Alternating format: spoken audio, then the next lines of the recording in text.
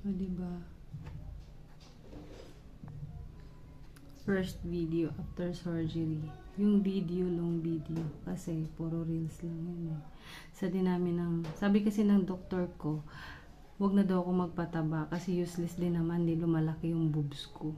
O, diba? Ganun siya magsalita sa akin. Kaya ito, kamote na lang talaga yung kakainin ko. Hanggang kamote na lang. Kasi bawal ako sa mga matatamis. Bawal sa soft drinks. Daming binawal eh. Although kasi yung tinanggal sa breast ko ay B9 naman siya. Pero sobrang laki niya. Mas parang sing laki ng kamao ng bata. Doon sa mga nagtatanong pala, kasi hindi ko kayo masagot sa isa. May nagtatanong pa nga kung nagpatangos daw ako ng ilong. Friend, di po. Hindi naman tumangos yung ilong ko, friend. Medyo pumayat lang konti yung mukha ko, kaya tingin mo medyo tumangos. Pero ayan pa rin yan. Lisngag pa rin yan, friend. Lisngag. Yun nga. Yung ano kong doktor, nga. Sabi ng doktor ko, mas malaki pa daw yung mga ganito kalaki yung bukol ko, guys. Ito talaga. Yung laki ng kamote na to. Ayan. Dun sa mga nagtatanong ko ano yung dahilan, actually wala. Kasi every time kasi na magkakaroon tayo ay medyo matigas yung ating breast, diba? And then yun, yung pagdating nung March, nagtaka ako kasi yung isa medyo nawala yung tigas, pero yung isa hindi. Tapos parang after 1 week, nakapako siya, parang nag-form na siya ng bilog, naging round na siya. Tapos parang mabilis siya lumaki, feeling ko. Tapos that time kasi, kain ako ng kain ng balot, di ko alam na mga itlog pala, manok, bawal pala yun sa may mga ganun. So ang ginawa ko, nagpa-check up ako kaagad. Nagpa-check up ako which is sa Aventus. Sorry Aventus ha, pero hindi naman sa pang-aano. Nung nagpa-check up kasi ako, which is general doctor lang nandoon, wala talaga silang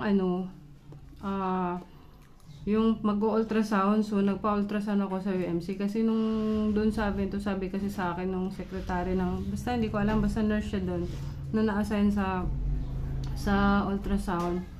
Sabi niya kasi, yung doktor daw kasi wala, Friday pa, may pasok ako. Sabi ko, hindi ako aabot ng alauna kasi may pasok ako. Tapos ang area ko kasi hindi naman doon banda. Kaya sabi ko, baka pwedeng 2 PM, sasaglit ako dito. Sabi sa akin ng hindi po pwede kasi alauna lang daw yung schedule at may 10 na nakalista. Sabi ko, 10 na pala eh. Bakit ang pag-ultrasound ba? 5 minutes tapos na. 10 naman pala ba? Darating ako ng 1:30 to 2. Ang sabi sa akin, sorry ate ha. Sabi sa akin, hindi kaya hintay ng doktor kasi HMO ka. Pero kung cash ka, hihintayin ka. Sabi ko, sige, lista mo na lang ako dyan. Tapos kinuha yung number ko. Pero hindi na ako sumipot. Nagpunta ako sa UMC. Ayun, doon ako nagpa-ultrasound. And then, nung doon ko na rin pinabasa, hindi ako nakontento doon.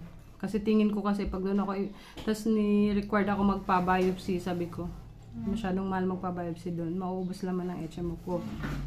Eh sabi ko, talagang nanalangin ako na sana magkaroon ako makaituro ako sa kung saan po pwede, tsaka malapit, convenient, tsaka malapit sa bahay. Ayun, tinuro ako dito sa JT. Yun, ang bilis ng process. Nung tinunan ko, sabi na, tusok muna tayo.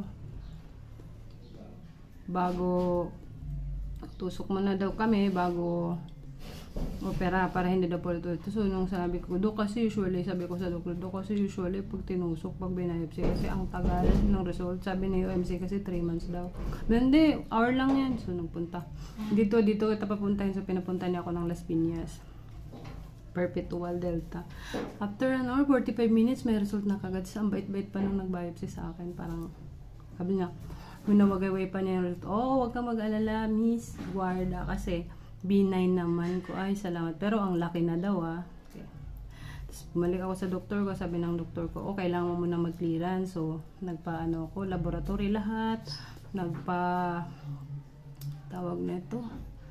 Yung ECG lahat ginawa sa buong internal organs ko. So, which is clear naman. Thankful ako kasi sobrang clear naman. Sabi niya, clear naman pala. Iyan lang pala talaga ang meron ka. Sabi ng doktor, sige, balik ka sa akin ng Sunday. Monday, tatanggalin na natin yan. Dapat kasi Monday ng hapon, uwi na daw ako. Nagbago. Kasi, sabi na kumalit yung bukol, mapauwi na kita.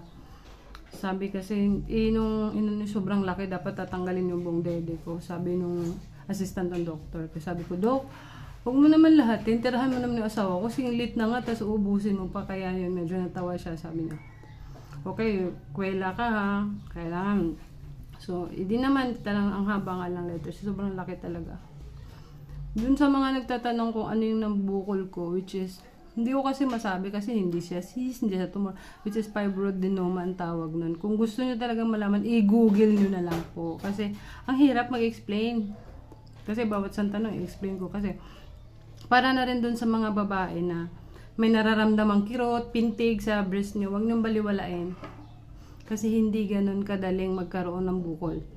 Ang swerte ko lang kasi may HMO. Kasi ang bill ko talaga sa hospital, which is 106,000. 3 nights lang ako natulog doon.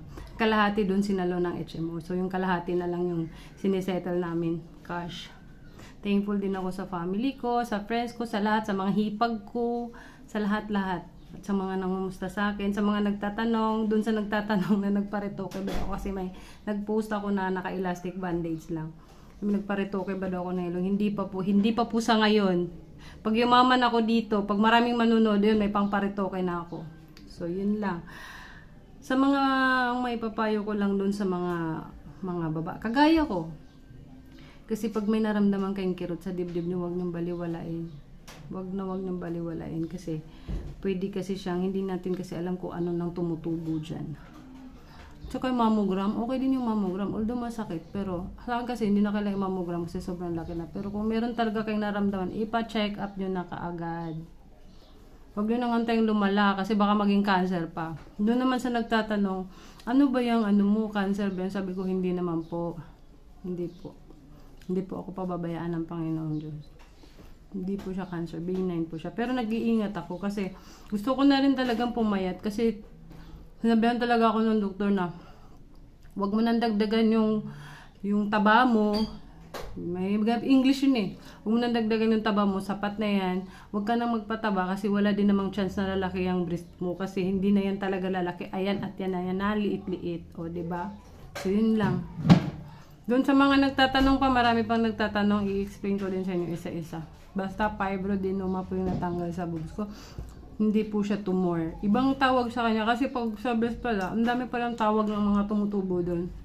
Ang laman po niya ay tubig. Tubig po ang laman. So yun lang. Maraming salamat po.